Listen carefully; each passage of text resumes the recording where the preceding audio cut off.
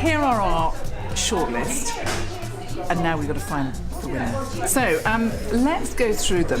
This is the the one true non-fiction entry, and actually I think it's a completely magnificent book. I'm very familiar with lots of aspects of the cancer story, but I like the way that Mukherjee pulled together this story at lots of levels. We get a historical portrait of the attempts to treat cancer. You get a glimpse of the science, you get a glimpse of the personalities as well. It's a sort of metaphysical book as well, I think. What does it mean to declare war on a disease? It's rather like the war on terror. It's not really possible. Yes, it's just a history, is it? Yes.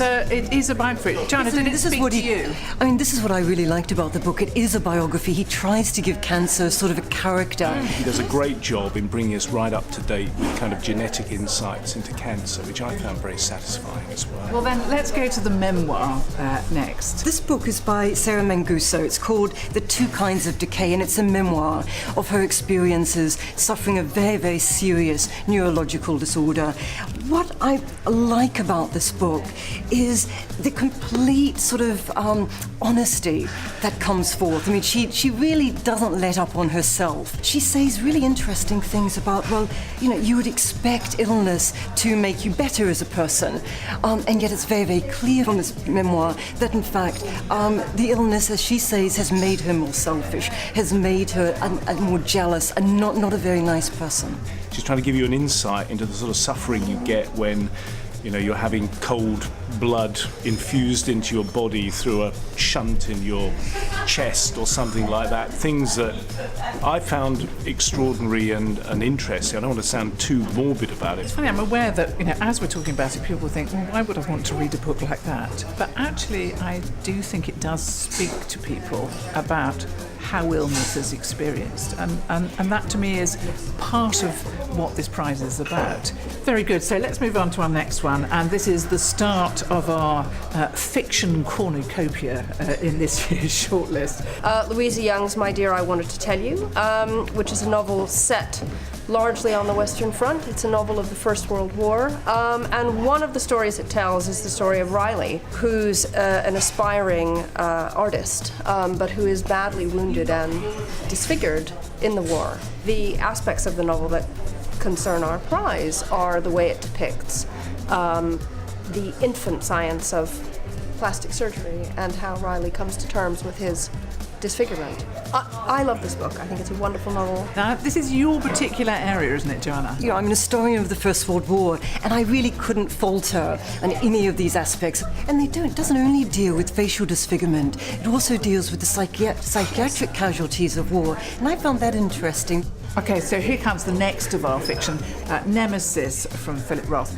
Roger, what were your thoughts about this? I mean, tell us about the plot, without revealing the fantastic twist in it. There's a character at the heart of this book, Bucky Cantor, healthy, fit, vivacious kind of character, and it describes his encounter with polio at a time when there was nothing you could do about this disease, when you faced death or even worse, being paralysed and interned in an iron lung. I thought he did a brilliant job in giving a real sense of fear and unease and foreboding. And the claustrophobia is extraordinary. Yeah. Yes. And also the fact that anyone who's a stranger, who's somehow not like yourself, is somehow the source of contagion. And I think he does that very, very well. And the whole thing between what's happening in Europe at this time with the war, the Holocaust, God gets very, very bad press in this novel. Who's responsible? How could God strike down the young, the healthy? Yeah. And that counts out very, very strongly. Yeah.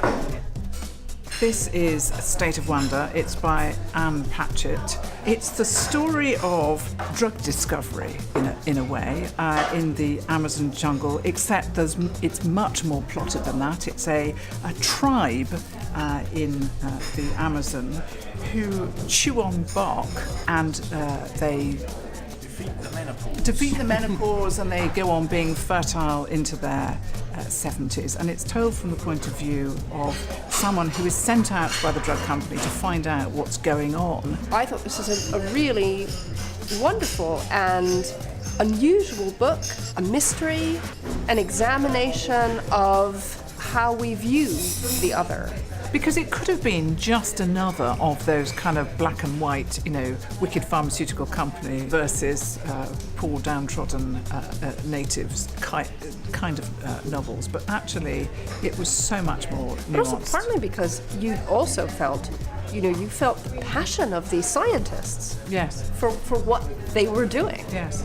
So now we turn to the very last of our 6, and this is Alice Laplante, Turn of Mind. This is a very, very moving novel. Basically, the narrator is extremely unreliable because she's sinking into Alzheimer's. And at the heart of this novel, though, there is a murder mystery. What I loved about this book was the insight that it gave you into Alzheimer's. There's a, to me, extraordinary bit where she comes back into her house and she says, well, who are all these strangers? Yes. What were they doing in my house? How dare they come into my house? And then, of course, you discover it's her family and her carer. Also a very funny novel. I mean, it's not serious No. throughout the whole novel. At the end of the day, you end up with a sort of page-turner about dementia, which I never Yes. thought would have Yes. been possible. Yes.